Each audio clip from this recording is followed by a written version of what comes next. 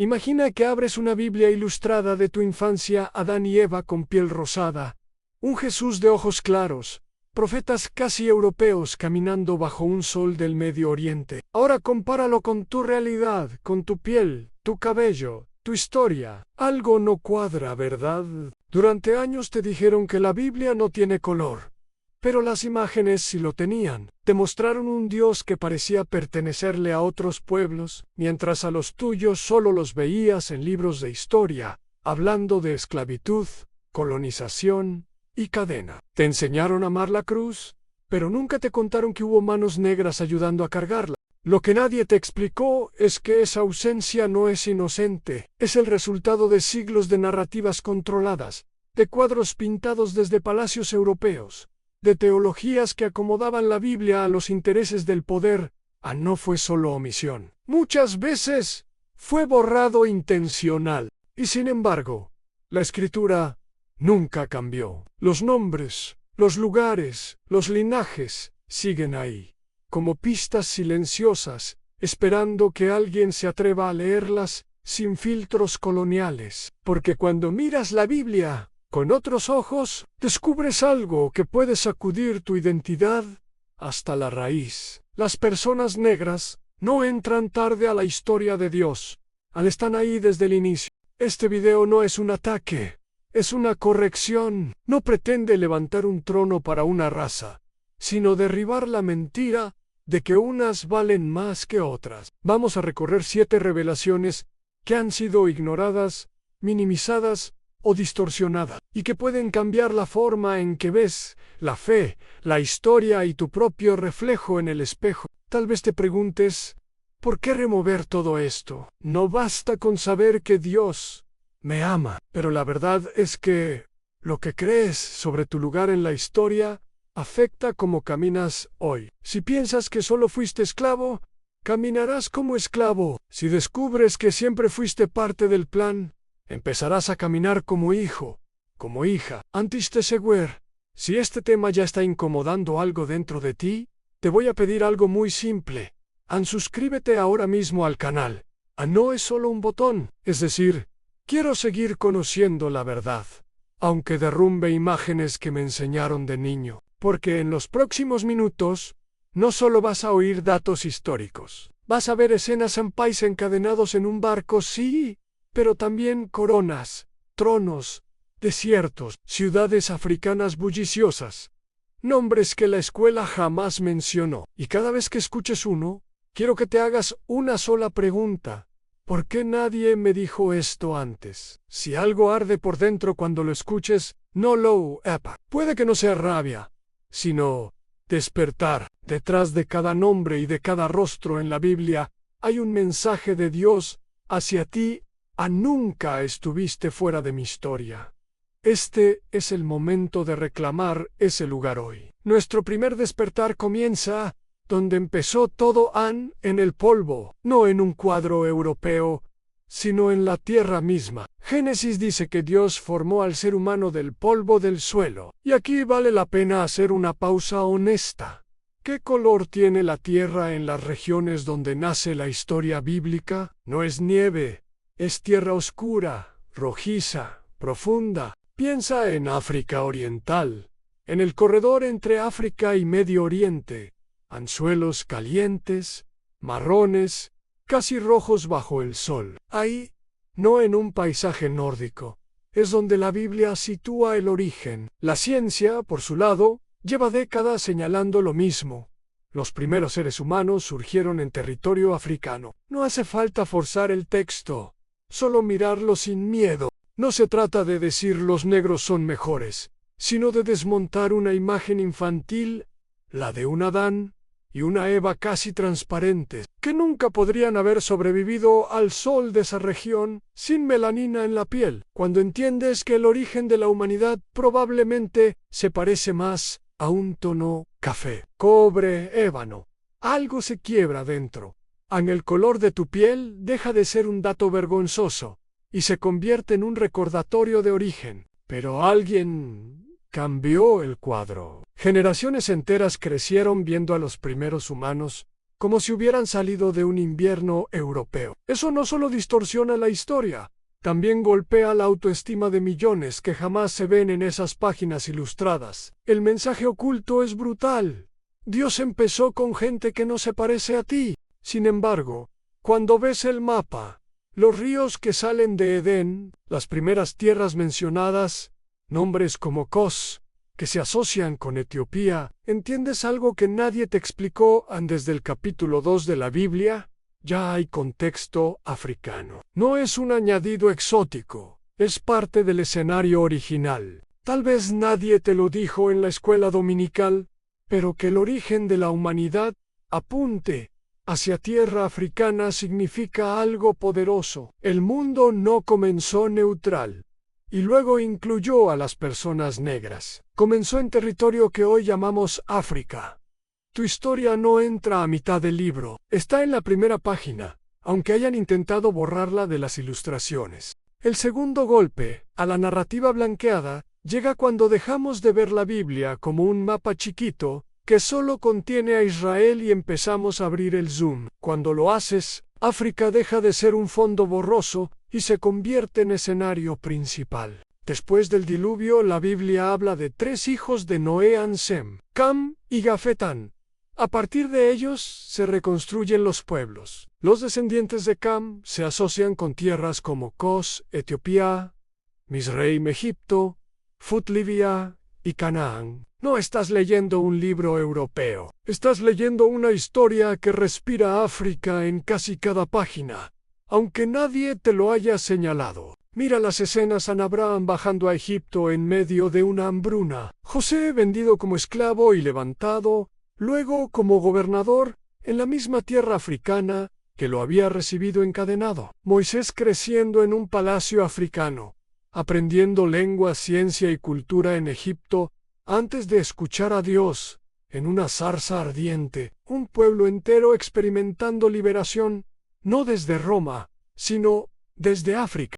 Y cuando llegamos al Nuevo Testamento, la historia se quiebra aún más. Cualquier caricatura que intente encerrar el Evangelio en Europa. Cuando Herodes quiere matar a Jesús siendo niño, ¿a dónde corre la familia? No a Grecia, no a Roma, huyen a Egipto. El Hijo de Dios encontró refugio en suelo africano antes de predicar en Galilea. Todo esto siempre estuvo ahí, pero la forma en que nos contaron la historia borró el protagonismo del continente. Nos hablaron de Israel, Roma y Babilonia, pero pasaron rápido por las referencias a Cos, Egipto, Etiopía, Libia como si fueran decorado, no escenario. ¿Por qué importa tanto? Porque desmonta una mentira que se ha repetido demasiado en el cristianismo.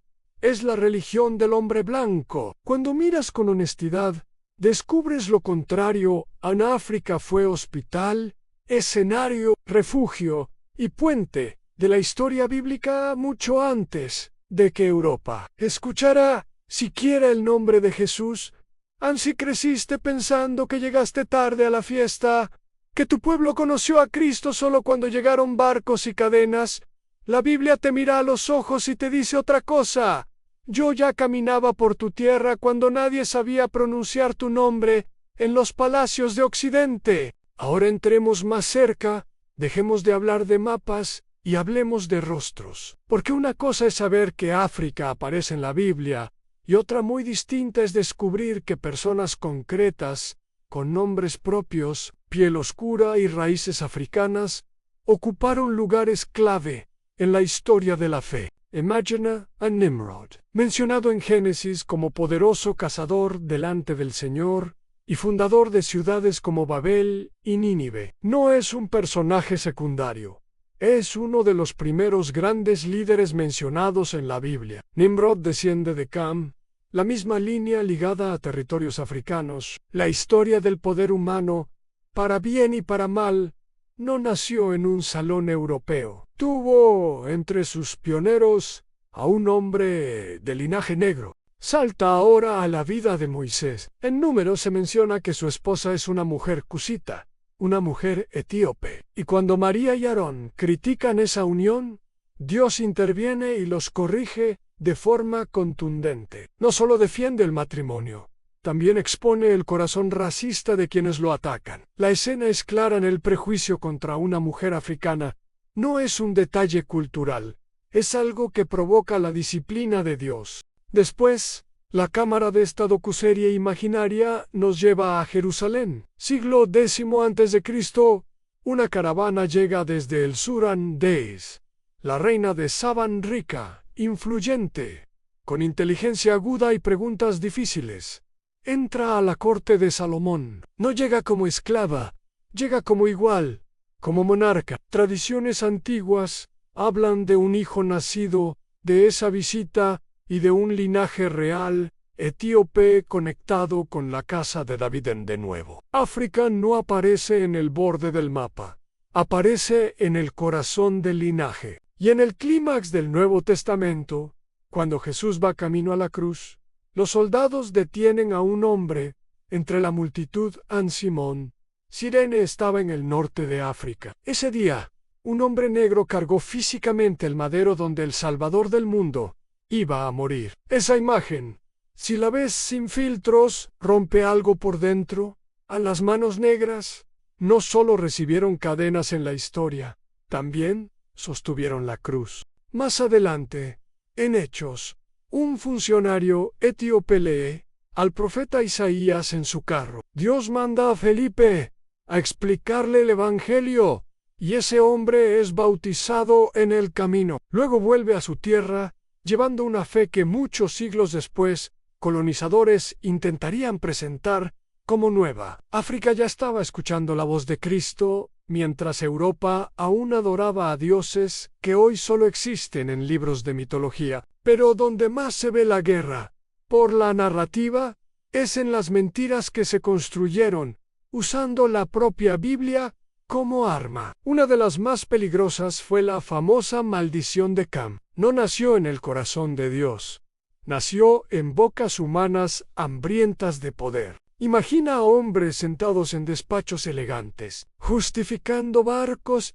llenos de cuerpos encadenados con un versículo mal leído. Repiten una y otra vez que los descendientes de Cam están condenados a servir, que la piel oscura es señal de castigo divino. Y mientras tanto, en los barcos, en las plantaciones, otras manos negras sostienen la misma Biblia, intentando encontrar esperanza en páginas que alguien más está usando para condenarlas. Cuando vuelves al texto y lo lees despacio, sin agenda, descubres algo incómodo para los opresores a la Biblia.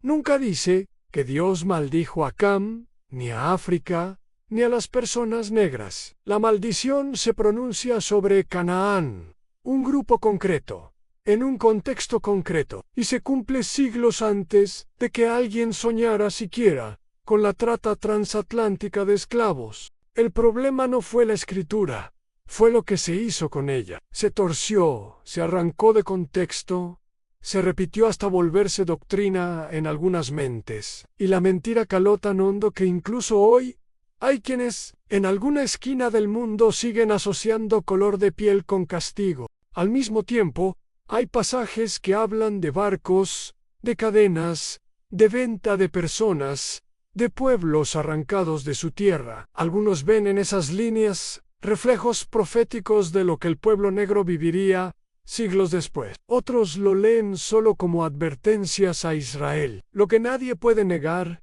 es la similitud dolorosa entre los textos y lo que ocurrió en la historia. La Biblia, lejos de aplaudir la esclavitud, la confronta, condena el secuestro de personas, denuncia la opresión del pobre, presenta a un Dios que escucha el clamor de los esclavos y baja a liberarlo. Si alguien usó estos textos para justificar cadenas, lo hizo en contra del autor, no con su respaldo. Y aquí viene el giro, cuando descubres que no estás bajo una maldición inventada, sino bajo el mismo llamado que cualquier otro pueblo.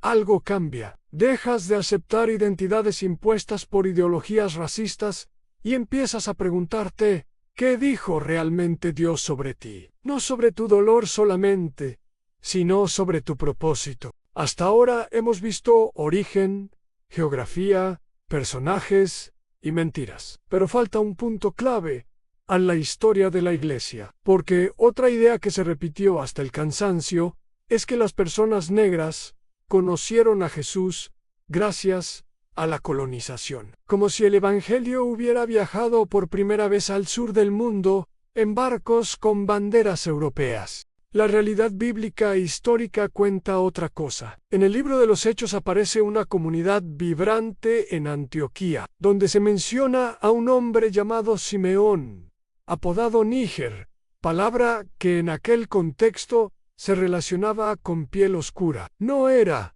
un espectador, era profeta y maestro en la iglesia primitiva. Desde el principio, la dirección espiritual de la iglesia ya era multiétnica. Poco dispuse. La fe se arraiga en Alejandría, Egipto, uno de los centros intelectuales más importantes de la antigüedad. Desde allí surgen líderes pensadores, mártires. Años más tarde, en el norte de África, un joven llamado Agustín se convierte en una de las mentes más influyentes del cristianismo. Sus reflexiones dieron forma a doctrinas que hoy se predican en iglesias de todo el mundo, muchas de ellas sin saber que beben de un africano. Mientras tanto, en Etiopía, aquel eunuco bautizado en el camino ya habría llevado las buenas nuevas a su tierra. Hay iglesias en ese territorio que se remontan a siglos antes de cualquier contacto con poderes coloniales, es decir, cuando los imperios europeos llegaron a evangelizar, se encontraron con comunidades que llevaban generaciones hablando de Cristo. Y no olvidemos la visión final de la Biblia, una multitud innumerable, de toda nation, tribu, pueblo y lengua, adorando junta. El cielo no será monocromático. No habrá un idioma único ni una cultura dominante. Será el lugar donde todas las historias redimidas se encuentren al fin en el mismo canto. ¿Por qué es tan importante esto hoy? Porque desmonta la idea de que la fe cristiana es ajena a la identidad negra, como si fuera un traje incómodo prestado por otros. La verdad es justo la opuesta. Las personas negras no son invitadas de último minuto al banquete del reino. Han estado en la mesa desde el principio, ayudando a preparar platos, encendiendo luces, escribiendo capítulos enteros de la historia de la iglesia. Cuando lo entiendes, dejas de pedir permiso para creer, para predicar, para liderar. Empiezas a caminar con la autoridad tranquila de quien sabe que su apellido ya estaba escrito en la familia de la fe, mucho antes de que alguien intentara borrarlo. Y ahora, después de todo esto, quiero hablarte directamente a ti, porque esto no es solo historia interesante para un documental, es un espejo. Cada dato, cada nombre, cada escena que acabamos de recorrer te está haciendo una pregunta. ¿Vas a seguir viéndote como el último en la fila? ¿O vas a aceptar el lugar que Dios ya te dio en su historia? Tal vez creciste escuchando que tu pueblo solo entra a escena con cadenas en los pies. Tal vez incluso internalizaste que lo espiritual viene siempre de otros lados, de otras voces, de otros colores. Pero hoy la Biblia, la geografía, la historia y sobre todo el corazón de Dios están cantando otra canción. Nunca fuiste un añadido. Siempre fuiste parte del diseño. Eso no borra el dolor, no niega la esclavitud, el racismo, la humillación, las cicatrices que todavía se sienten en barrios, apellidos y cuerpos. Pero cambia el punto de partida. Ya no eres solo descendiente de víctimas, eres heredero de reyes, reinas, profetas, pensadores, mártires, discípulos y discípulas que llevaron la fe sobre sus espaldas mucho antes de que este video existiera. La pregunta es: ¿qué vas a hacer con esta verdad? Puedes apagar la pantalla y decir qué interesante y seguir caminando con la misma carga de siempre. O puedes dejar que esto se convierta en un acto de reconciliación contigo mismo. Pedirle a Dios que sane las imágenes internas que te hicieron sentir menos y abrazar tu identidad como creación suya, intencional, necesaria. Quiero invitarte a algo muy concreto en esta semana. Cuando leas la Biblia, no la leas como un libro ajeno. Léela sabiendo que, en esas páginas, tus ancestros espirituales ya estaban, aunque no los nombraran en tu escuela. Preguntan, Señor, ¿dónde estoy en tu historia? ¿Qué parte de este linaje quieres que yo continúe hoy? Y si sentiste que este video puso palabras a algo que siempre habías sentido pero nunca te explicaron, no lo dejes pasar como un contenido más. Suscríbete ahora mismo al canal y comparte este mensaje con alguien que necesite recordar que no está fuera del plan de Dios. No es por números, es porque esta verdad sana. Camina a partir de hoy con otra postura, no desde la soberbia, sino desde la dignidad. Dios no se equivocó con tu piel, con tu familia, con tu historia. No eres un accidente en los márgenes de la Biblia. Eres evidencia viviente de que el plan de Dios siempre fue más amplio, más diverso y más hermoso de lo que las pinturas antiguas se atrevieron a mostrar. Y esa, créeme, es una verdad demasiado grande como para guardarla en silencio.